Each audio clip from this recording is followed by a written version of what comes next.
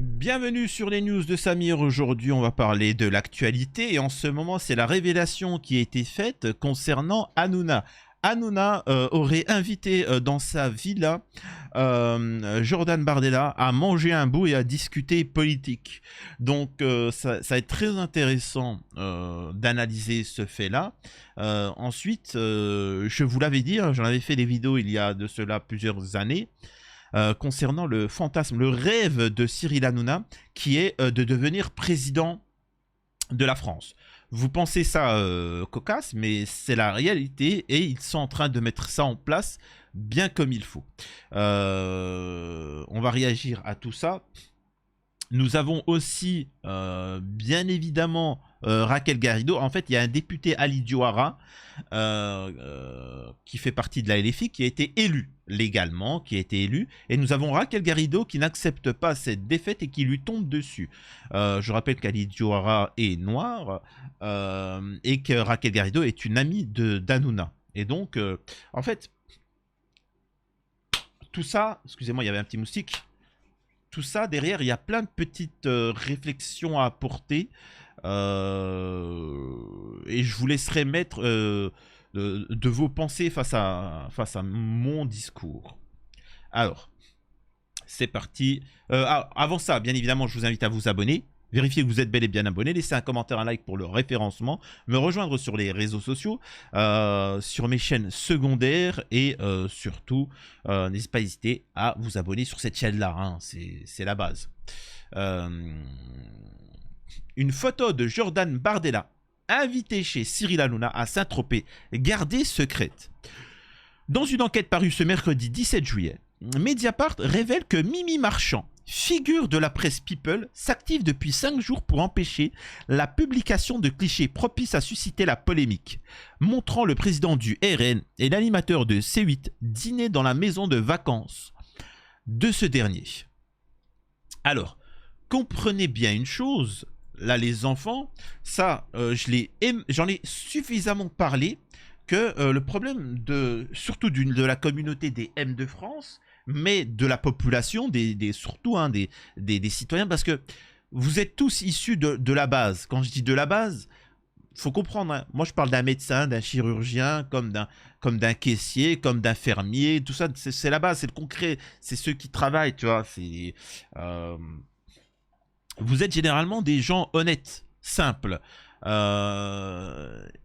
Et derrière, le vicieux, le mauvais, lui, il échafaude des plans pour vous la mettre. Donc c'est pour ça que vous êtes toujours surpris, parce que c'est... Et là, dans cette situation, moi j'essaie de vous dire de faire attention, parce que justement, eux, ils agissent et nous, on réagit. C'est ça le problème. C'est que nous, on réagit alors qu'eux, ils agissent. Ils sont en train de se réunir, ils sont en train de tout préparer pour vous la mettre bien profonde. L'objectif, c'est 2027. C'est 2027. Ils vont tout faire. Ils vont aller chercher les apartisans, ceux qui ne votent pas, même les gens de la LFI, ils vont chercher tout le monde et ils vont gagner. Pendant ce temps, la LFI, qu'est-ce qu'ils vont faire? Allez, merguez! Wouh, merguez parti! Tout. Incroyable, va. Incroyable. Et ensuite, ils vont aller dans les... Excusez-moi, je suis en train de déglinguer des moustiques en même temps. Hein. S'il y a des écolos bobos, sachez que c'est eux ou moi. J'en ai marre que... Excusez-moi de dire ça. Hein. Les moustiques, j'ai le droit de les déglinguer. Faites ce que vous voulez. Hein. Boycottez-moi si vous voulez. Mais il y a un moment, excusez-moi, j'ai pas à me faire sucer sans mon consentement. Tu vois. Ça me dérange pas si une demoiselle veut faire cet acte-là. Mais un moustique, non. Qu'il évite de me pépon, hein, s'il te plaît. Hein. Donc, j'en étais à où? Des photographies qui dérangent. Dans un article publié ce mercredi, Mediapart révèle que le président du RN, Jordan Bardella, a été invité le vendredi 12 juillet dans la villa de luxe de l'animateur de vedette de C8, Cyril Hanouna. Il vient d'acquérir sur les hauteurs de Saint-Tropez alors qu'il festoyait en terrasse. Les deux comparses y ont été photographiés à leur insu par un paparazzi caché derrière les arbres de cette propriété du Var. Respect, mec. Depuis, Mimi Marchand, la papesse de la presse People, s'active pour bloquer la publication des photos du dîner, assure le média d'investigation. Pas de bol, Un cliché a tout de même circulé de téléphone en téléphone, ruinant le plan de Mimi Marchand, grand ami de Cyril Hanouna et ange gardien des couples Macron et Sarkozy, rappelle le média. Et aussi, comment ça s'appelle ça, de Macron et aussi de Palmade. Hein. Je rappelle que j'avais une chaîne qui a sauté sans aucune raison. Voilà. Incroyable. Donc peut-être là, le fait de parler de Mimi Marchand, ça va sauter aussi, mais bon. D'où le fait de s'abonner à mes chaînes secondaires par sécurité. Adepte de ce type d'opération, Mimi Marchand avait exigé la plus grande discrétion de la part des intéressés, non sans user d'un échange de bons procédés, courant dans ses pratiques de communicante, retenant certaines informations pour mieux en obtenir et monnayer d'autres, relate Mediapart, flairant une polémique certaine. Après une campagne législative durant laquelle les médias de Vincent Bolloré se sont révélés comme une véritable plateforme de l'union des droites, Mimi Marchand aurait ainsi demandé à Cyril Hanouna quelques informations sur l'agenda personnel du président du RN, organisant aussi une fausse paparazade de l'animateur en échange de son silence. Une accusation démentie par l'intéressé 2 jours après le dîner. Hanouna est en effet apparu à bord de son yacht Lamborghini dans des clichés diffusés par le quotidien régional Nice Matin. Propriété de Xavier Niel, un autre grand ami de Mimi Marchand. Après la publication de son enquête, le média a par ailleurs appris que Cyril Hanouna cherchait à organiser un contre-feu médiatique dans le JDD, également propriété de Bolloré, pour faire passer ce dîner pour une réunion de travail destinée à préparer une émission de rentrée. Une information d'ailleurs sortie en exclu dans la foulée de la publication de l'article de Mediapart sur le blog Morandini, autre membre de la bolosphère. Rappelé à l'ordre par l'Arcom, 3 semaines avant de retrouver Cyril Hanouna dans sa villa tropézienne, Bardella était l'invité de son émission quotidienne sur Europe 1, On marche sur la tête, consacrée à l'actualité politique en amont des élections législatives. Le programme, critiqué par de nombreux observateurs pour sa ligne jugée pro-extrême droite et anti-nouveau Front populaire, avait été épinglé par l'Arcom le 27 juin, 2 jours après son lancement. L'autorité de régulation des médias avait...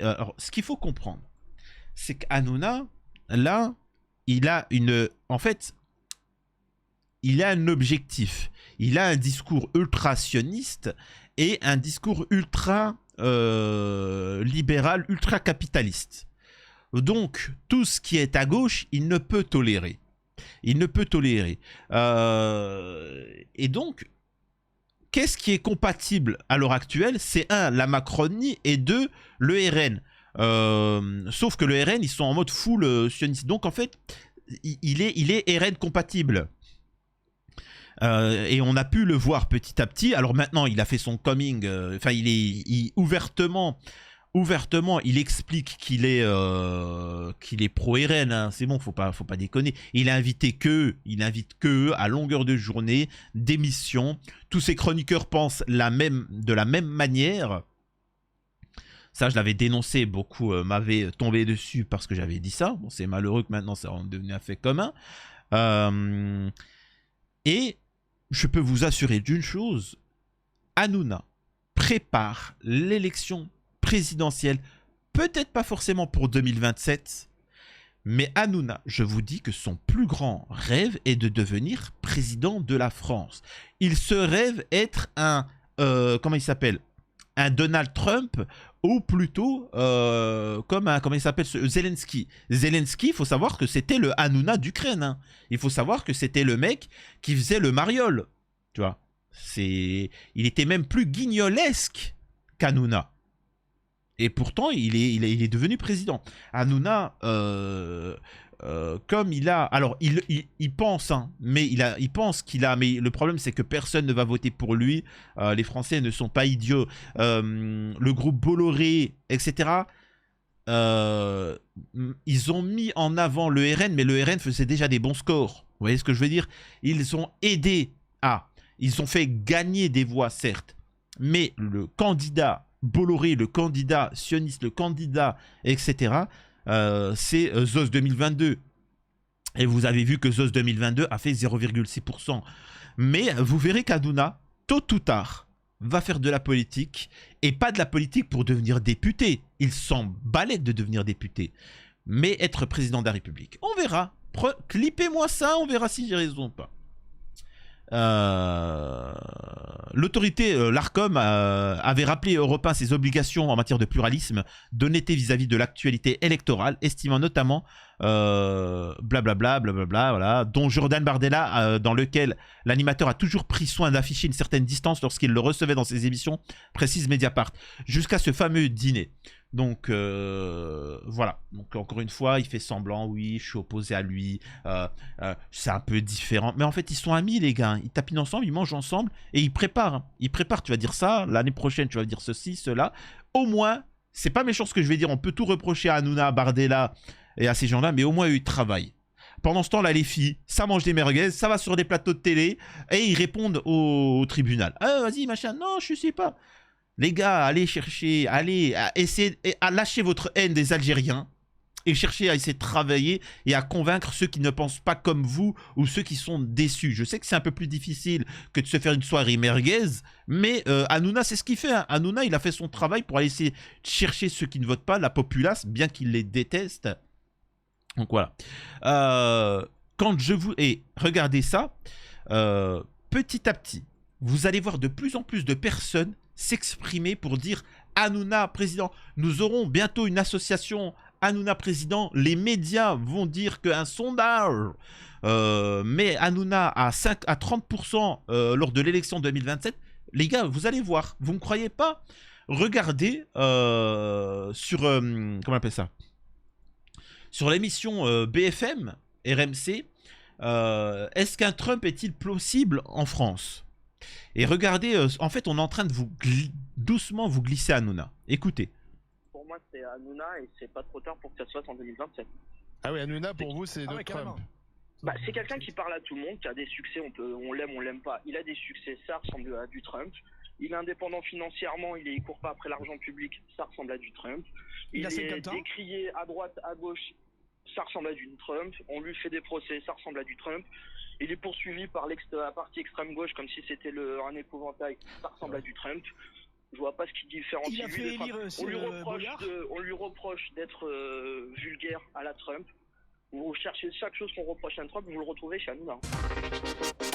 Alors là, on voit que là, c'est un groupe Bolloré. Là, c'est le mec qui essaie de le mettre en place. Alors moi, je vais répondre à ça. Trump, je suis désolé de dire ça, il a de l'argent, mais il a travaillé. C'est un chef d'entreprise qui a investi, qui a gagné, hein, qui est devenu multimillionnaire grâce à son travail. Hanouna, c'est pas la même chose. Il y a des nuances à comprendre. C'est qu'Hanouna, mis à part faire le guignol à la télé et faire le propagandiste, il n'est rien, tu vois. Il n'est rien. Et surtout, qu'il a un chef au-dessus de lui. Donald Trump, il est indépendant. Hanouna, sans Bolloré, il est rien du tout. Quand Bolloré va dire Hanouna, demain, il ne représente plus rien. Donc ça, c'est différent. Ensuite, Trump n'est pas vulgaire. Trump n'a jamais mis son dans un verre. Il n'a jamais fait à une femme contre son gré certaines choses, etc. On lui est tombé dessus parce qu'il aurait été voir une tepu. Bon, ça c'est les Américains, mais en soi, il n'a pas de, tu vois, il n'y a pas de choses cradingues.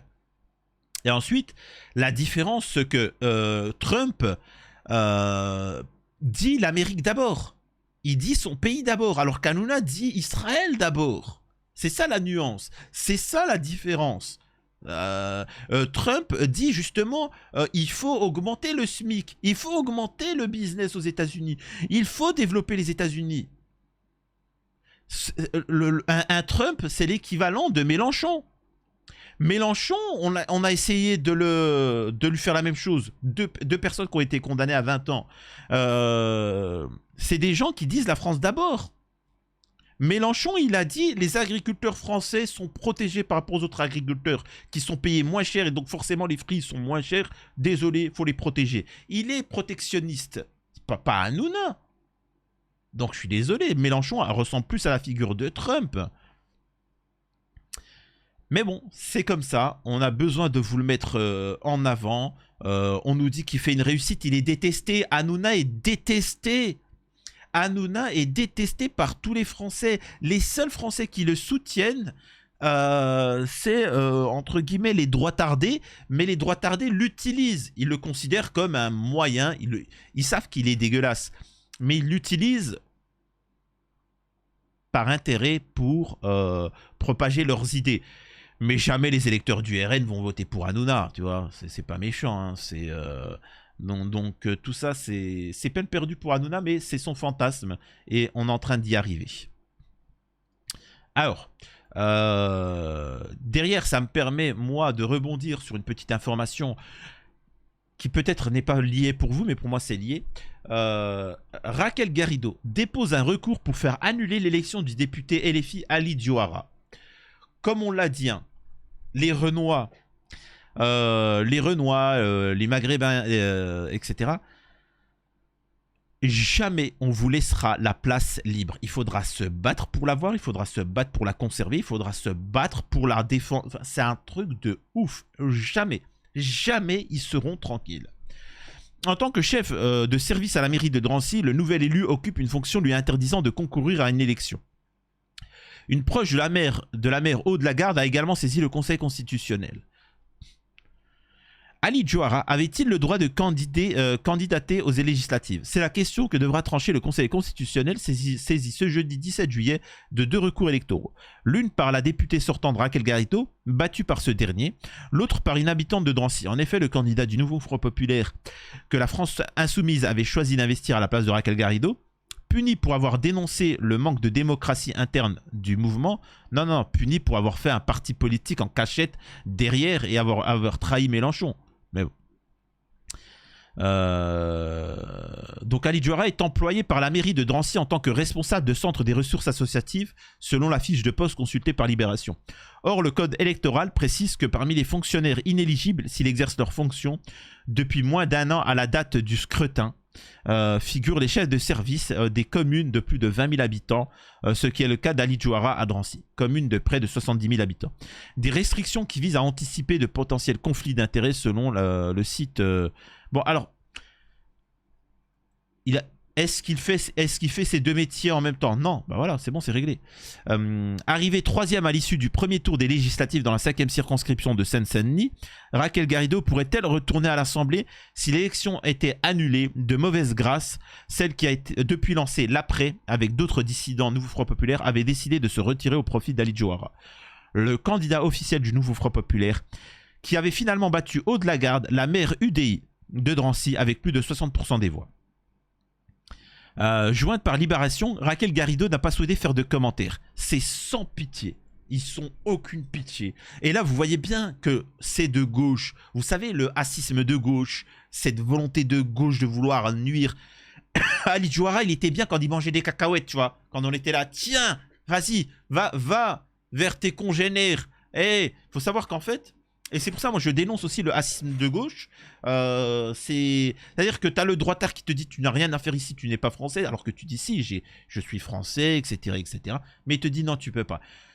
Le gauchiste, c'est différent. Tu vois, lui, il vient vers toi et il te dit laissez-le, il a le droit.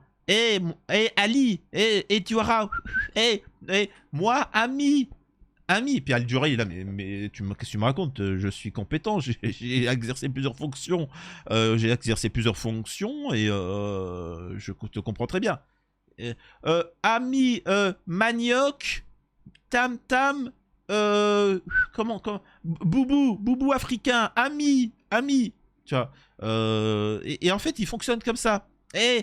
Ali Diouara, j'ai un cadeau pour toi. Regarde, c'est à la vitre avec une raclette.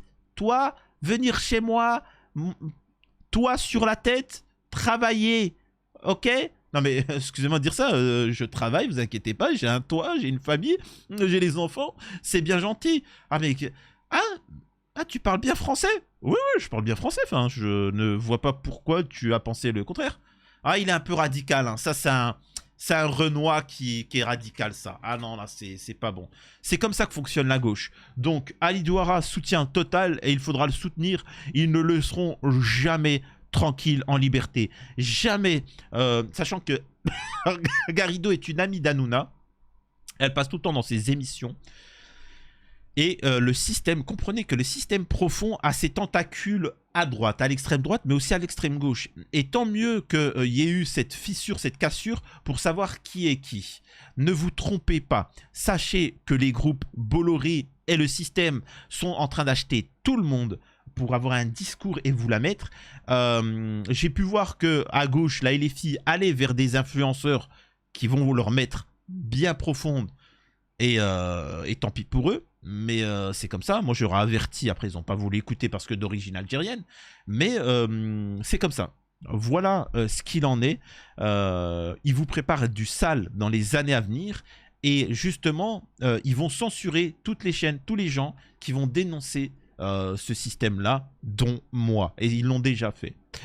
Dites-moi ce que vous en pensez. Et à la prochaine, c'était les news de Samir.